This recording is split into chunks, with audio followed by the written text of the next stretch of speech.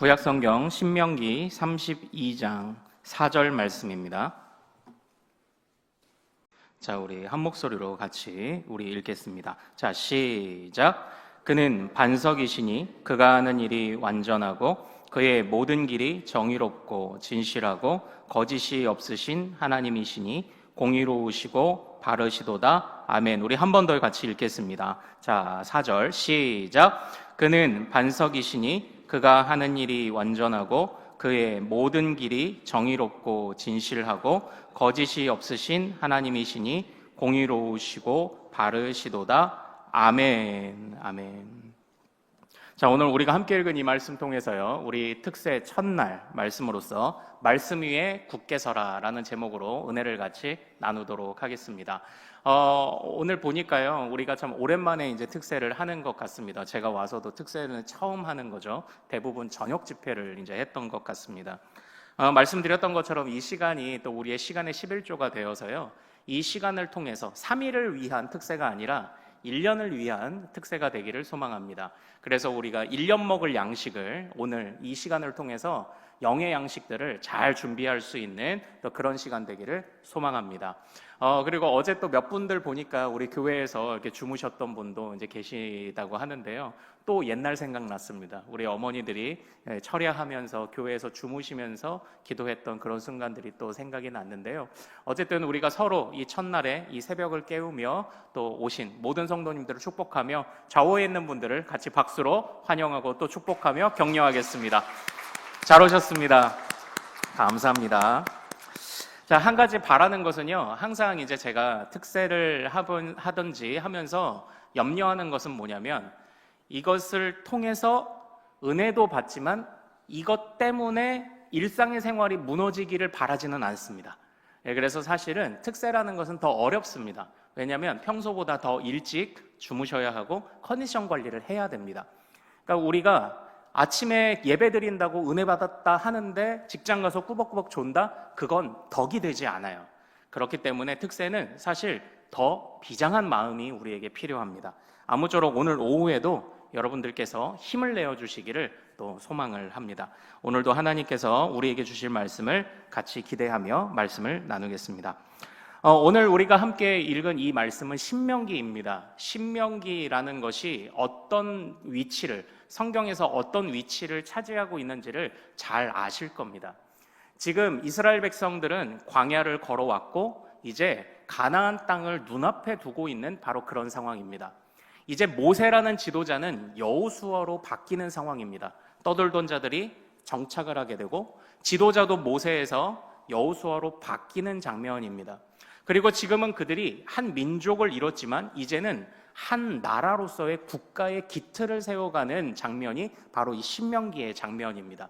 한 나라를 세우면 그 나라에 무엇이 있어야 그 나라가 지탱하고 질서가 유지될까요? 바로 법입니다. 법. 그래서 이 신명기는 새롭게 세워지는 나라, 그리고 리더가 바뀌지만 아무리 많은 리더가 바뀐다 할지라도 변함없는 법을 선포하기 위해 우리에게 주신 것이 바로 이 신명기입니다. 그런데 이 신명기가 옛날에만 의미가 있는 걸까요? 오늘날 우리는, 이 대한민국은 신명기의 법을 따라가고 있지는 않습니다. 물론 어려운 사람들을 도와라, 그리고 정직하게 해라, 또는 죄를 반드시 징계해라, 이런 여러 가지 법적 원리들은 우리나라와 유사한 부분이 있지만, 그렇다고 오늘을 살아가는 우리가 신명기를 법으로 이 나라를 통치하는 것은 아닙니다. 그렇다면 이 신명기는 우리에게 오늘날 어떤 의미를 줄까요? 신명기는 과거의 이야기입니까? 과거의 법입니까? 아닙니다. 오늘날 보이지는 않지만 하나님 나라라는 그 나라 백성임을, 우리의 시민권이 땅이 아니라 하늘에 있음을 아는 모든 자들은 바로 이 신명기의 말씀을 따라가야만 합니다. 이것이 신명기가 오늘날에도 우리에게 주는 의미이죠. 대표적으로 이 신명기의 주제가 그렇습니다. 이 주제를 우리 첫 번째 화면을 보고 같이 한번 주제 말씀을 읽어볼까요? 자, 시작. 이스라엘아 들으라. 우리 하나님 여호와는 오직 유일한 여호와이시니 너는 마음을 다하고 뜻을 다하고 힘을 다하여 내 하나님 여호와를 사랑하라. 아멘. 여기서 마음과 뜻과 힘이라는 것은요, 이게 지극히 히브리적인 사고입니다. 우리는 보통 헬라 철학에 기반한 헬라적인 사고를 통해서 사람을 어떻게 나누냐면 지, 정, 의로 나눕니다. 그런데 이것이 사실 신약 성경에는 이런 지정의의 개념이 주도하고 있지만 이 구약 성경에는 이 히브리, 이 이스라엘의 개념으로서 마음과 뜻과 힘을 강조하는데요. 사실 다 똑같습니다. 지, 정, 의든지 마음과 뜻과 힘이든지 모든 것은 다 우리의 모든 전인격이, 우리의 몸도 마음도 영혼도 우리의 모든 전인격이 하나님을 사랑해야 함을 언급하고 있는 구절이 바로 이 쉐마 구절이죠. 그리고 이 구절이 친히 이 신명기의 주제가 되고 있는 것입니다. 그러므로 하늘 시민권, 우리에게 시민권을 부여하시는 하나님을 향해서 마음과 뜻과 힘을 다하여 주님을 사랑하라고 권면하는 이 말씀이 오늘날에도 의미가 없다고 말할 수는 없을 겁니다. 그러나 특별히 그 신명기 중에서도 이 32장이 차지하고 있는 위치가 있습니다. 이 32장은 지금 어떤 장면이냐면 모세가 1장부터 31장까지 거의 걸쳐서 이제 하나님이 주신 말씀을 설교했습니다. 그리고 나서 마지막으로 31장에서 하나님이 주신 법, 이제 율법이라고 하죠. 이건 시내산에서 받은 겁니다. 이 율법을 매년 7년째마다 낭독할 것을 명령하고 백성들 앞에 공포한 이후가 이제 32장이에요. 그리고 이제 어떻습니까? 서로 만약에 우리가 중요한 계약식을 맺게 되거나 그러면 어떻게 하죠? 이게 만약 큰 회사의 큰 계약이었다면 그게 방송에도 보도되고 이후에는 뭐가 있습니까? 만찬이 있을 겁니다. 우리의 결혼식도 마찬가지죠. 결혼식 끝나고 왜 피로연을 합니까? 물론 결혼식에는 결혼식 전에 피로연을 즐기시는 분들도 계시지만 결혼식을 끝나고 피로연을 즐기는 이유는 이 맺어진 약속을 축복하기 위한 잔치가 벌어지는 거죠.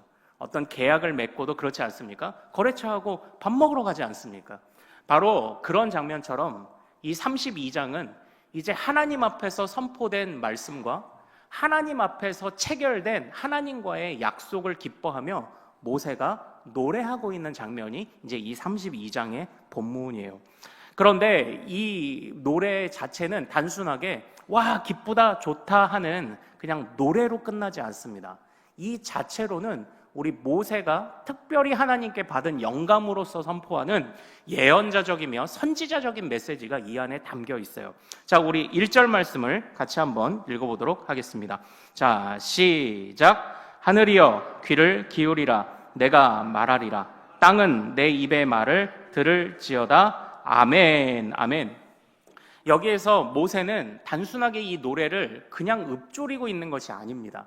지금 어디와 어디를 부르고 있습니까? 하늘과 땅을 소환하고 있습니다. 다시 말하면 하늘과 땅을 증인 삼아서 그 증인 앞에서 하나님과 그의 백성 사이에 맺어진 이 약속을 증인을 세워서 확증하고 공증하려는 차원에서 이 노래가 되는 거예요. 그러니까 이게 또 뭡니까? 이 노래가 백성들에게서 앞으로 계속 울려 퍼지면서 이 과거에 있었던 사실에 관한 증거가 계속 남게 하려는 그런 목적이 이 안에 이제 담겨 있었던 거죠. 그것뿐만 아니라 우리를 자녀 삼아 주신 하나님을 향한 찬양과 경배하는 마음 또한 그 안에 분명히 담겨 있기도 합니다. 하나님이여, 하나님은 정말 하늘과 땅을 걸고 약속하실 만큼 우리에게 정말 좋은 아버지이시군요. 이것을 노래하고 있는 것이 바로 이제 오늘 이 모세의 노래입니다. 이 모세는요, 참 그 노래이기 때문에 선지자적인 선포도 되긴 하지만 노래이기 때문에 시적인 메시지로도 선포를 합니다. 우리 2절과 3절 말씀을 같이 읽어보도록 하겠습니다. 자, 2절과 3절의 아름다운 표현들을 같이 보죠. 시작. 내 교훈은 비처럼 내리고 내 말은 이슬처럼 맺히나니 연한 풀 위에 가는 비 같고 채소 위에 단비 같도다. 내가 여호와의 이름을 전파하리니 너희는 우리 하나님께 위엄을 돌릴지어다. 아멘. 아멘. 1절부터 3절은 우리 하나님을 찬양합시다, 높으신 하나님을 찬양합시다 하는 이야기인데 왜 그 하나님을 찬양해야 한다고 말합니까? 그 하나님께서 주신 교훈이 단비와 같이 우리를 적시기 때문이라고 이야기를 합니다. 그래서 우리에게 이 귀한 약속을 주시고 우리에게 이 귀한 선물을 주신 하나님을 찬양하자. 특별히 무엇을 찬양하자? 하나님의 위엄을 찬양하자, 이렇게 이야기를 합니다. 여기서 이 하나님의 위엄이라는 표현이 뭘까요? 위엄, 물론 우리가 모르는 단어는 아닙니다. 근데 이것이 성경에서는 어떻게 번역되냐면 광대하다라고 이렇게 번역돼요. 우리 하나님은 광대하신 하나님이시다. 우리 하나님은 크신 하나님이시다. 여기 세워진 이 단어가요, 이제 가돌이라는 단어입니다. 근데 이 가돌이 또 어떤 뜻이 있는 줄 아십니까? 바로 장로라는 뜻이 있어요. 그 백성 중에서 가장 큰 자, 가장 또 연로한 자를 또 그 백성의 지도자로 삼는 데에도 이 가돌이라는 말을 쓰는데, 그 가돌 중에서도 가장 높은 최고의 가돌이 누구냐? 지금 하나님이심을 선포하고 있는 게 이 모세의 이 32장의 의미입니다. 바로 하나님께서 베푸신 그 은혜를 모세가 깊이 경험하고 있는 것입니다. 그 하나님의 은혜가 결코 우리에게 작지 않다고 말을 하고 있습니다. 그리고 나서 이제 그 이후에 그러므로 하나님을 어떻게 묘사하고 있는지가 이제 오늘 우리가 읽은 4절 말씀이에요. 자, 우리 4절 말씀 같이 한번 읽겠습니다. 시작. 그는 반석이시니 그가 하는 일이 완전하고 그의 모든 길이 정의롭고 진실하고 거짓이 없으신 하나님이시니 공의로우시고 바르시도다. 아멘. 1절부터 3절까지는 하나님을 찬양할 것을 명령하고, 그 이후부터 4절부터 14절까지 그 찬양해야 하는 하나님을 묘사하는데, 그 하나님을 어떻게 묘사하고 있습니까? 반석이라고 묘사를 하고 있는 겁니다. 반석. 그래서 이 4절부터 14절까지의 주제는 여호와는 반석이시다예요. 우리 같이 한번 좀 따라 볼까요? 여호와는 반석이시다. 바로 이겁니다. 그래서 이 신명기의 말씀은 앞으로 이어지는 성경 모든 역사의 중요한 주제가 됩니다. 그래서 우리 화면 한번 볼까요? 시편에서는 성도들이 반석 되신 하나님을 이렇게 노래합니다. 우리 잘 아는 말씀이죠. 같이 한번 읽어보겠습니다. 시작. 여호와는 나의 반석이시오, 나의 요새시오, 나를 건지시는 이시오, 나의 하나님이시오. 내가 그 안에 피할 나의 바위시오, 나의 방패시오, 나의 구원의 뿌리시오, 나의 산성이시로다. 아멘. 여호와는 반석이시라는 이 주제가 앞으로 이어지는 성경의 모든 역사, 심지어는 오늘날 우리에게까지도 이어지는 탁월한 주제가 되는 것이 여호와는 반석이다예요. 지금 모세가 이제 그걸 선포하고 있습니다. 여호와는 반석이다. 그런데 그 반석이신 여호와의 은혜가 어디까지 미치냐? 우리 다음 화면 볼까요? 아주 귀여운 표현이 하나 등장합니다. 같이 읽습니다. 시작. 여호와의 나무에는 물이 흡족하며 새들이 그 속에 깃들이며 학은 잣나무로 집을 쌓는도다. 높은 산들은 사냥을 위함이며 바위는 너구리의 피난처로다. 아멘. 이게 표현이 얼마나 이게 참 세밀하고 귀엽습니까? 너구리의 피난처다. 바위는 너구리의 피난처다. 이렇게 묘사할 만큼 이게 하나님께서 그렇게 작은 미물에게까지도 하나님의 은혜를 비추시는, 하나님은 견고한 반석이십니다. 이걸 지금 노래하고 있는 것이 바로 이 신명기의 이제 말씀입니다. 그래서 이 신명기의 말씀이 이제 기준이 돼요.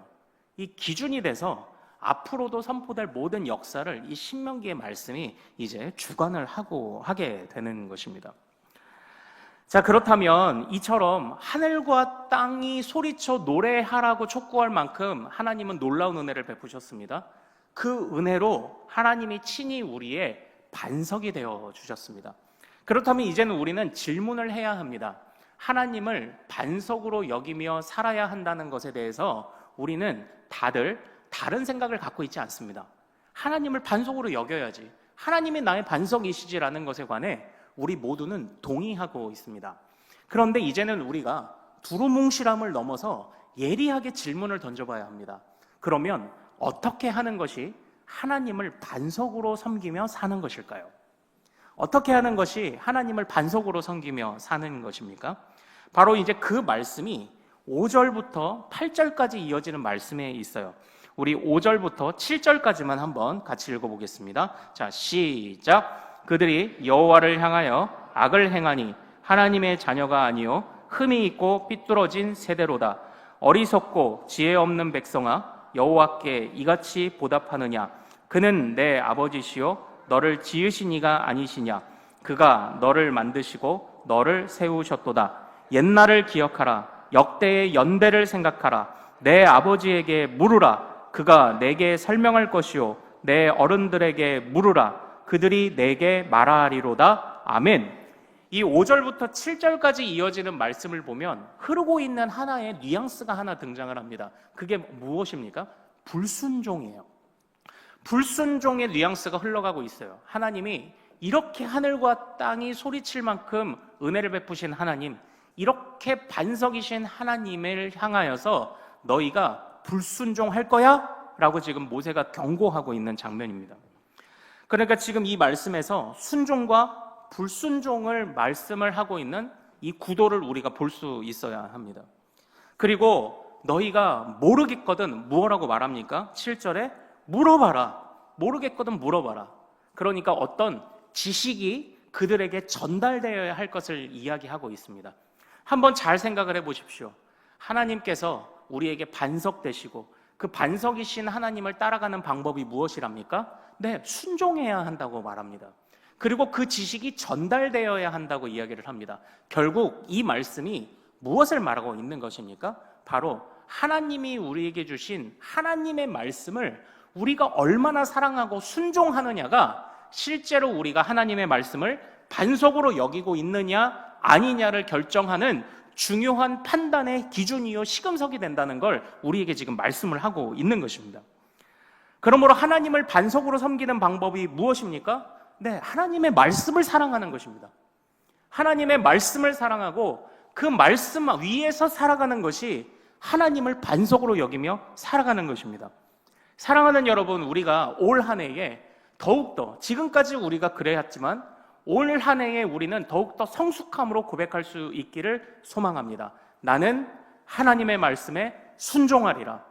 나는 하나님의 말씀을 사랑하며 하나님이 나의 반석이심을 신뢰하며 살아가리라. 우리가 이것을 올 한 해 끝까지 붙들고 갈 수 있기를 소망합니다. 우리가 이걸 놓치면 안 된다라는 거예요. 제가 그런 말씀을 드렸었죠. 하나님께서 정말 그 반석 되시는 하나님이 얼마나 세밀하시냐면 너구리도 돌보시는 거예요. 예, 여러분 너구리 보신 적 있나요? 너구리?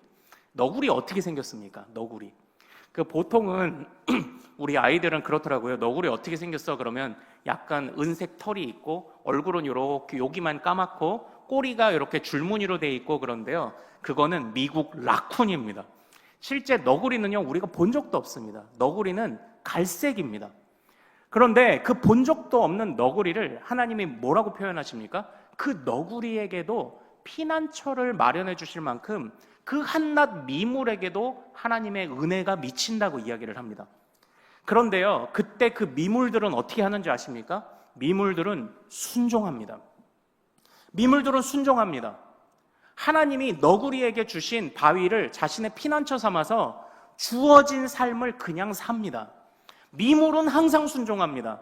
계절이 바뀌어라 하면 바뀌고 산이 그곳에 머무르라 하면 머뭅니다. 피조물은 순종합니다. 그러나 피조물 중에 유일하게 순종하지 않는 것들이 있습니다. 그게 바로 우리예요. 그게 바로 우리예요. 미물은 순종합니다. 피조물은 순종합니다. 그러나 그 미물도 하는 순종을 그 순종을 하지 못하는 것이 누구냐? 그게 바로 우리예요. 그래서요, 이사야 선지자는 이 선포된 신명기 말씀을 통해서요, 똑같이 백성들의 죄악을 고발합니다. 우리 다음 화면 보고 우리 한번 같이 읽어볼까요? 같이 읽습니다. 시작. 하늘이여 들으라. 땅이여 귀를 기울이라. 여호와께서 말씀하시기를 내가 자식을 양육하였거늘 그들이 나를 거역하였도다. 여기서 모세의 오늘 이 32장 1절과 같지 않습니까? 하늘이여 들으라. 땅이여 귀를 기울이라. 옛날에 모세가 하늘과 땅을 소환하며 하나님이 우리에게 주신 약속의 증인이 될 것을 촉구했던 것처럼 그 증인을 다시 소환해서 하늘과 땅아 받지, 미물도 하는 순종을 사람이 하지 않는 것을 너희도 받지 라고 말하며 지금 이 이사야가 그것을 이 신명기를 바탕으로 꼬집고 있는 건 아닙니까? 그것처럼 하나님을 반석으로 섬기는 것은 말씀에 순종하는 것인데 그 미물도 하는 순종을 우리는 잘 못하는 게 문제예요. 하나님께서 정말 우리에게 원하시는 바가 무엇입니까? 자, 우리 11절 같이 한번 읽어보겠습니다. 자, 시작. 마치 독수리가 자기의 보금자리를 어지럽게 하며 자기의 새끼 위에 너풀거리며 그의 날개를 펴서 새끼를 받으며 그의 날개 위에 그것을 엎는 것 같이. 아멘. 여기에서 어떤 이미지가 하나 등장합니까? 독수리의 이미지가 등장을 합니다. 이 독수리는 우리가 잘 아시는 것처럼 새끼들 비행 훈련을 시킬 때 어떻게 한다고 합니까? 독수리답습니다. 그냥 떨어뜨립니다. 떨어뜨리고 그 새끼가 파닥파닥하고 날갯짓을 하면서 날면 다행이고 못 날면 어떻게 됩니까? 그때 이 독수리의 넓은 날개로 와서 그 새끼를 받아내는 거예요. 그래서 충격을 감소시켜서 땅에 착지할 수 있도록 도와주는 게 독수리의 방법입니다. 중요한 것은 이 안에 어떤 의미가 담겨 있습니까? 훈련이 필요한 거예요. 하나님을 반석으로 여기며 살아간다라는 것은요, 말씀에 순종하는 것입니다.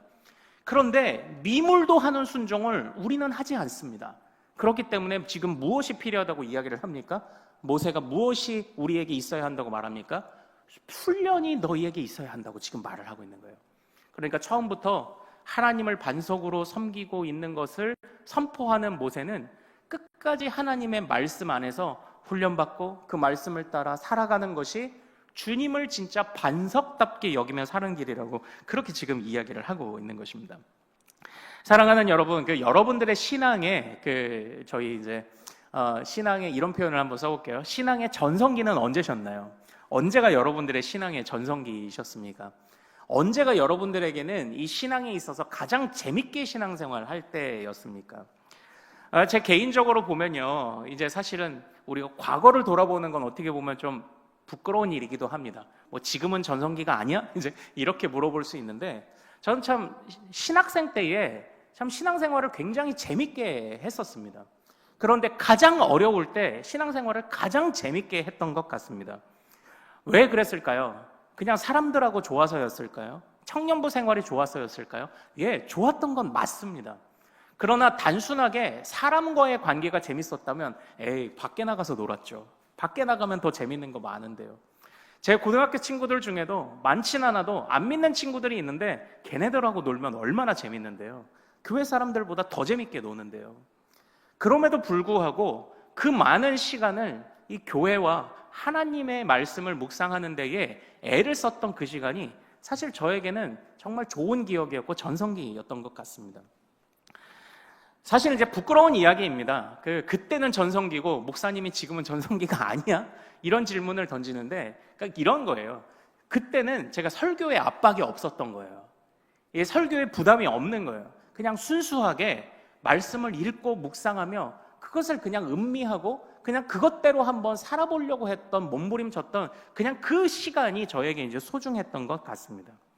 그때 깨달은 말씀으로 기도하고 진짜 말씀 앞에서 무장해제된다는 것이 무엇인지를 경험해 봤었던 것 같아요.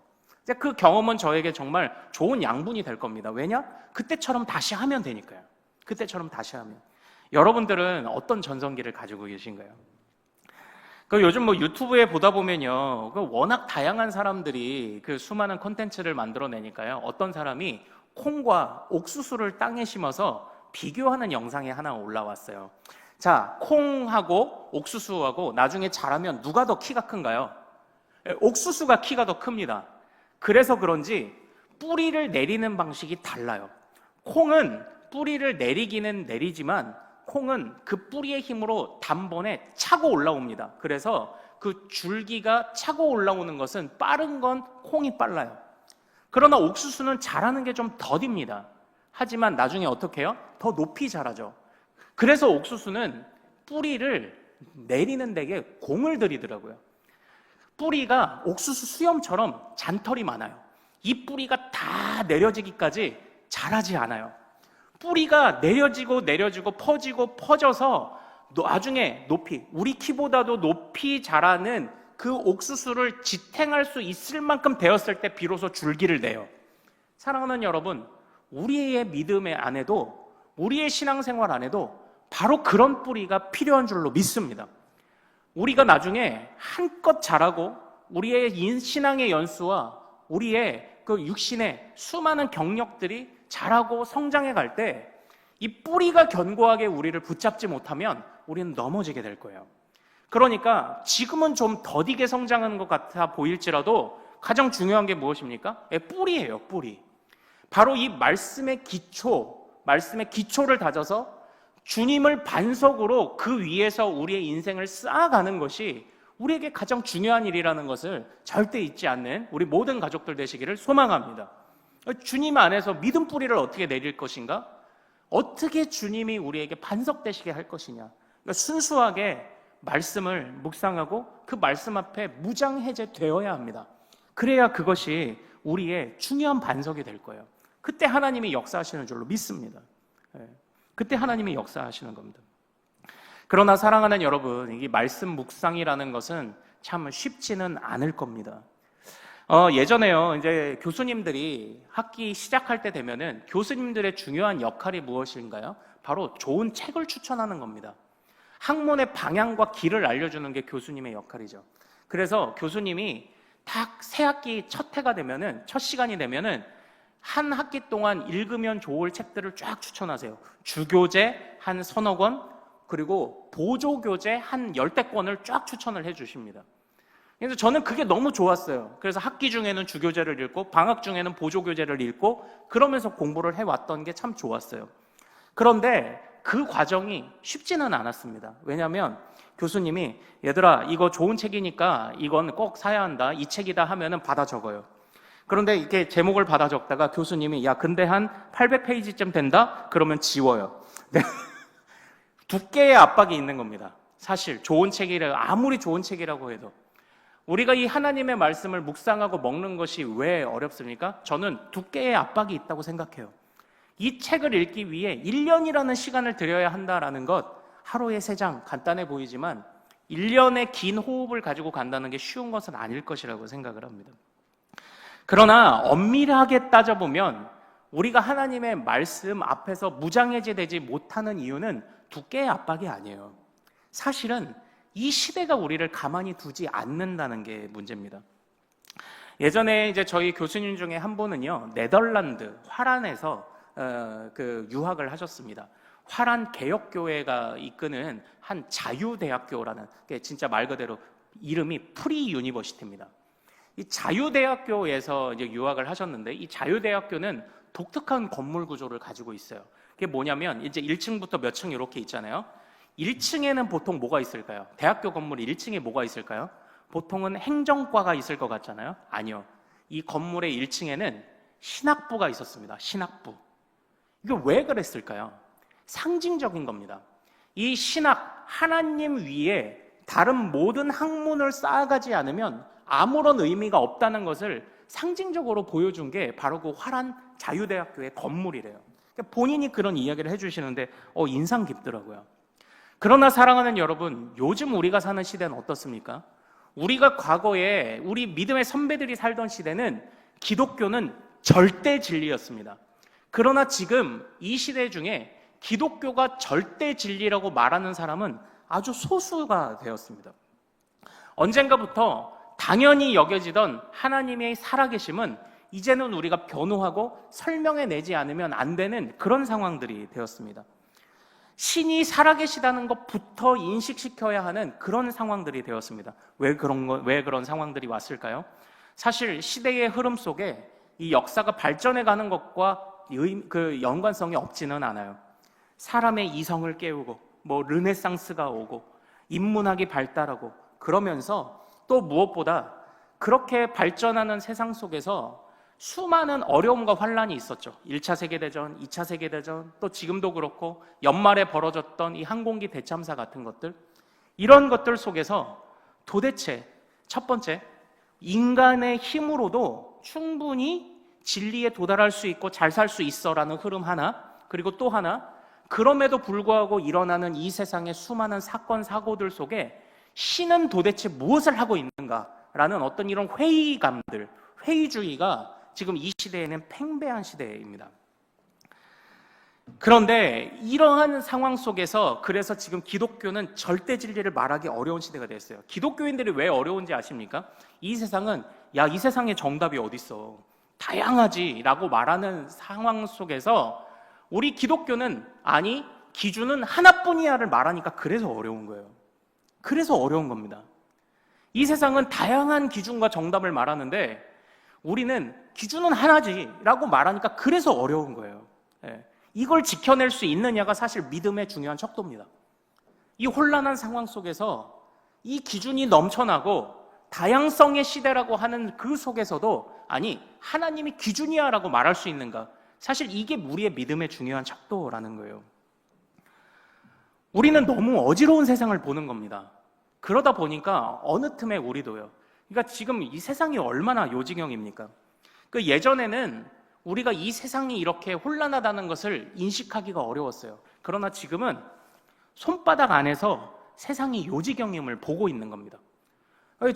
제가 얼마 전에 이제 막 까무러칠 정도로 막 뒤로 넘어갈 정도로 놀아줬다는 2살짜리 저희 이제 처남매, 처조카가 있었잖아요. 얘도 2살인데 벌써 이래요. 벌써 이렇게. 요거 뭔지 아십니까? 요거 확대해서 보는 거예요. 확대해서 보고. 가장 빨리 배운 말 중에 하나가 요즘은 그거예요. 동영상 이거예요. 요즘 아이들이요. 그러니까 저는 사실 염려가 됩니다. 이 세상에 정제되지 않고 걸러지지 않은 수많은 정보들이 아이들에게 무분별하게 들어오는 거예요. 아이들이 이것을 걸러낼 수 있는 능력이 없는데 그 너무나도 수많은 정보를 맛보는 거예요. 그러니까 내일도 얘기하겠지만 우리 아이들이 살아가는 시대는 우리가 사는 시대와 달라요. 우리 어른들이 살던 시대하고 전혀 다른 시대가 되었습니다. 그런데 우리는 다를까요? 우리도 이 세상에서 기준 하나를 분명하게 잡고 가야 하지만 우리도 흔들리는 마음으로 요지경 같은 세상을 계속 보다 보니까 우리도 자꾸 마음을 뺏기는 겁니다. 하나님의 말씀이 묵상되지 않는 이유, 여러 이유가 있겠죠. 그러나 저는 한 가지로 다 귀결된다고 생각을 합니다. 우리가 너무 많은 것을 알아버렸어요. 굳이 알아도 되지 않을 것들을 알아버린 거예요. 우리가 가지치기를 하지 못해서 우리도 어느덧 절대 진리 위에서 뿌리를 내리지 못하고 그래, 이 세상에 다양한 것들이 있지. 다양한 기준이 있지. 사람들의 삶은 다 다를 수 있지. 우리도 어느덧 거기에 물들어서 하나님의 말씀이라는 이 절대 진리, 반석되시는 절대 진리에 관해서 무감각해진 거예요. 그러니까 우리가요, 내가 천국 갈 때는 하나님이 필요해요. 그러나 삶의 현장에서 사업할 때, 직장에서는 하나님이 필요하지 않아도 된다는 이런 생각들이 은연중에 우리 안에 있는지도 모르겠습니다. 우리 안에 은연중에 있어요. 제가 내일 그걸 꼬집을 거예요. 왜 우리가 그런 생각들을 가지고 살아가는가? 우리가 기독교를 설명하는 방식이, 기독교를 이해하는 방식이 너무나도 단순해요. 너무나 단순해요. 말씀을 풍성하게 보질 못하니까 그 기독교를 이해하는 방식이 너무나 단순해서 오늘 우리가 읽은 말씀에서도 궁금하면 아비에게 물어봐 하는데 자식이 물어봐도 대답해주지 못하는 부모가 되는 게 저는 지금 오늘날 우리의 큰 문제라고 이제 생각을 합니다. 운연중에 우리도 그런 세상의 기준들을 인정하고 있기 때문에 절대 진리를 말하는 하나님의 말씀에 손이 안 가고 있는 것은 아닐까? 우리는 한번 좀 돌아봐야 합니다. 그러나 사랑하는 여러분, 이 시대는요, 인간의 이성이 발달하고 학문이 발달하고 하잖아요. 그러면서 마치 인간이 더 잘 될 것처럼 이야기를 했지만 실상은요, 요즘 여러분들 찾아보십시오. 요즘 유튜브에 나는 누구인가라고 쳐보십시오.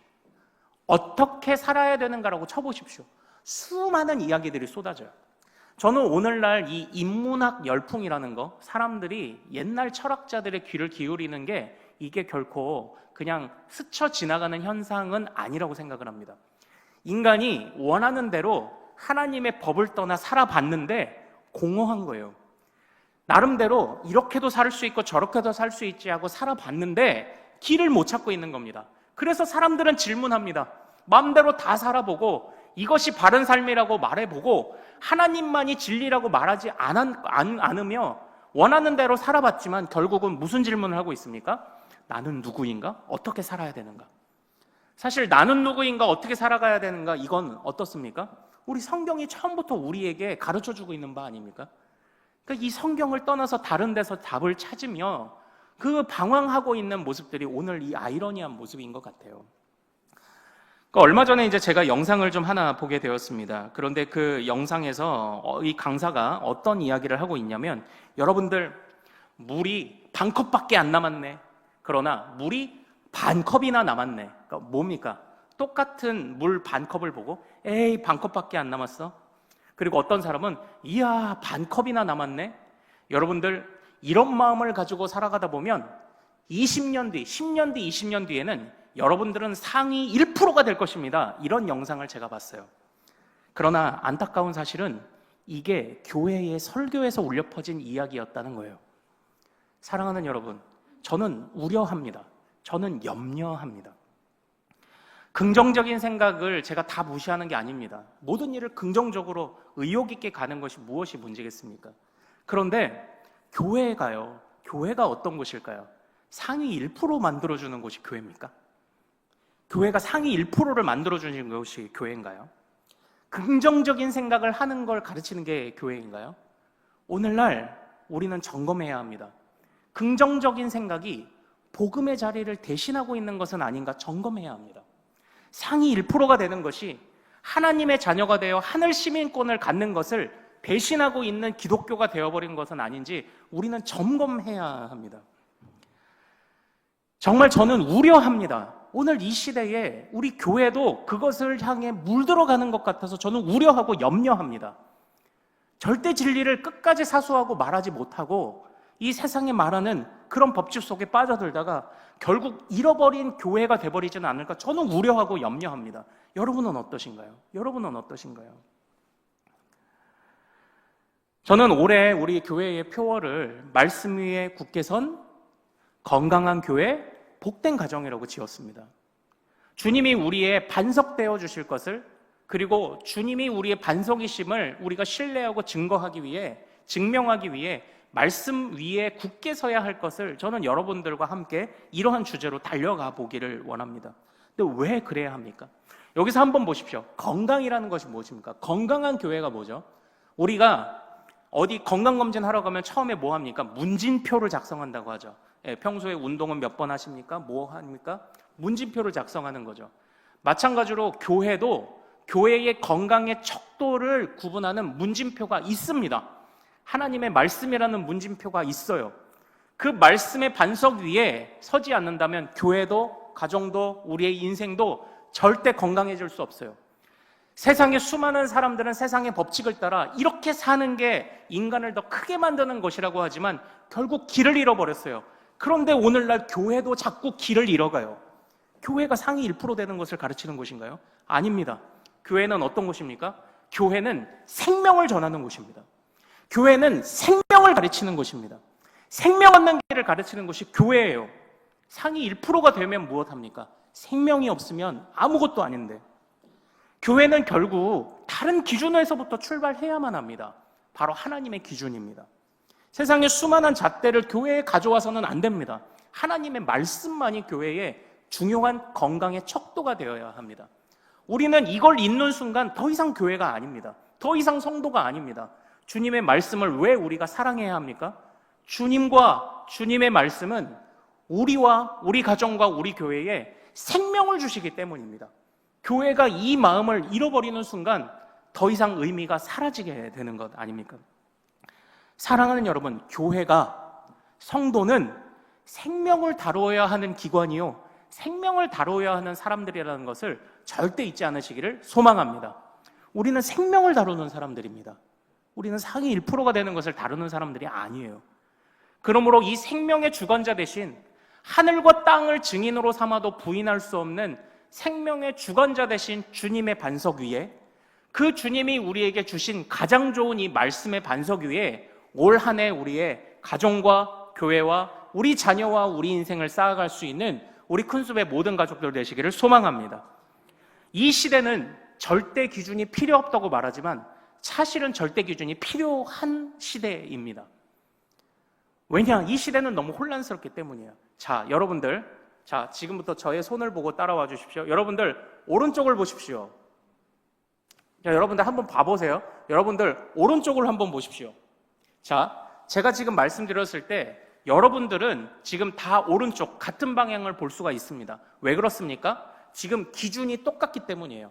앞을 바라보고 앉아 계시기 때문에 제가 오른쪽을 보세요 하면 모두가 똑같은 방향을 볼 수 있습니다.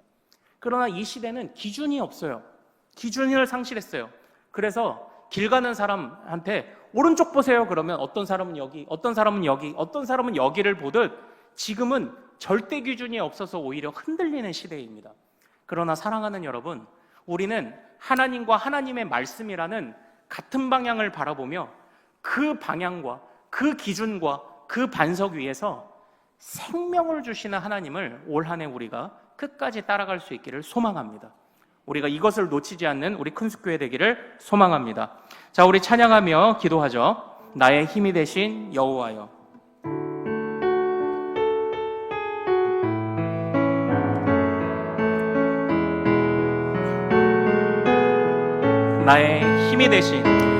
나의 힘이 되신 여호와여. 내가 주님을 사랑합니다. 주는 나의 반석이시며 나의 요새시라. 주는 나를 건지시는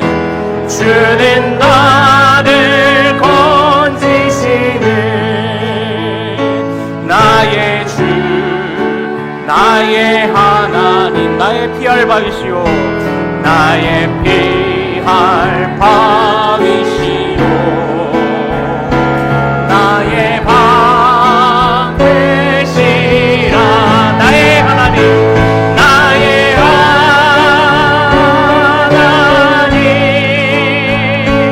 나의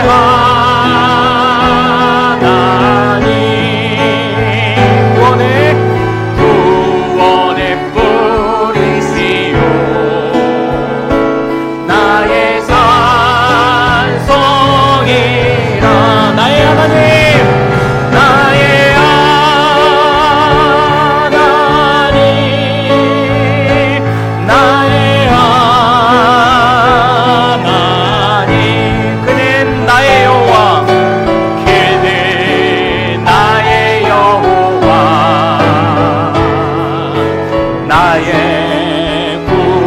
나의 생명이신 여호와여, 나의 생명이신 여호와여. 내가 주님을 찬양합니다. 주는 나의 사랑이시며, 주는 나의 사랑이시며 나의 의지시라. 나의 의지시라. 주는 나를 이끄시어, 주는 나를 이끄시어 주의 길 인도하시며 나의 생애 목자 되시니 내가 따르리라. 나의 하나님, 나의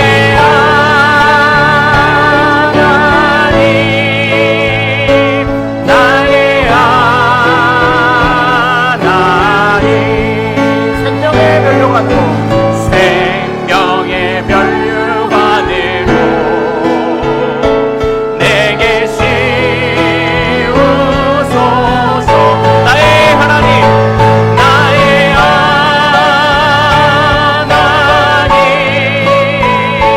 나의 하나님,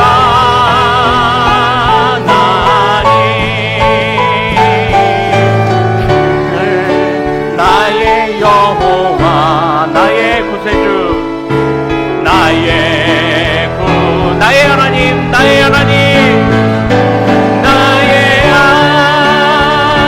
하나님, 나의 하나.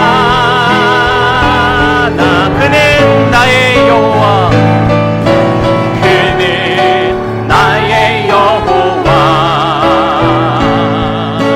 나의 구세주. 자, 이제 우리 방송실 기도음악 준비해 주십시오. 이제 우리가 오늘 말씀 붙잡고 또한 우리 각자에게 주시는 깨달음대로 또 올 한 해 우리가 주님 안에서 품은 소망대로 우리 이제 자유롭게 기도하다가 또 오늘 우리에게 허락하신 삶의 현장으로 또 힘차게 나아가겠습니다. 충분히 기도하고 가시기를 소망합니다. 자, 하나님 앞에서 정말 우리가 다시 한번 결단하기를 원합니다. 하나님, 내가 주님을 반석으로 여기며 주님의 말씀을 사랑하며 주님의 말씀의 기초 위에 살기를 원합니다. 하나님이여, 내가 세상의 1% 되기 위해서 주는 수많은 지식 같은 것들은 세상에 널리고 널렸지만 세상 어디에도 생명을 주는 지식은 없습니다. 오히려 수많은 발전과 수많은 사람들의 지식이 넘쳐나는 시대가 되었지만 오히려 요지경 세상이 되어버려서 이 세상은 갈 길을 잃어버린 그런 시대가 되었습니다. 그러나 하나님, 나는 누구인가? 나는 어떻게 살 것인가? 오직 주님만이 우리에게 답을 주실 수 있는 줄로 압니다. 주님만이 우리의 생명이신 줄로 믿습니다. 주여, 한낱 미물도 하는 순종을 하지 못하는 우리를, 미련한 우리를 불쌍히 여기시고 다시 한번 하나님의 은혜를 주셔서 주님의 믿음의 반석 위에, 말씀의 반석 위에 굳게 세우시고 우리에게 허락하신 영원한 생명을 거두지 마옵소서. 또한 우리 가정에 하나님이여 수많은 간구할 제목들에 응답하여 주옵소서. 우리 주여 이름 크게 한번 부르고 우리 자유롭게 기도하다가 귀가하도록 하겠습니다. 주여!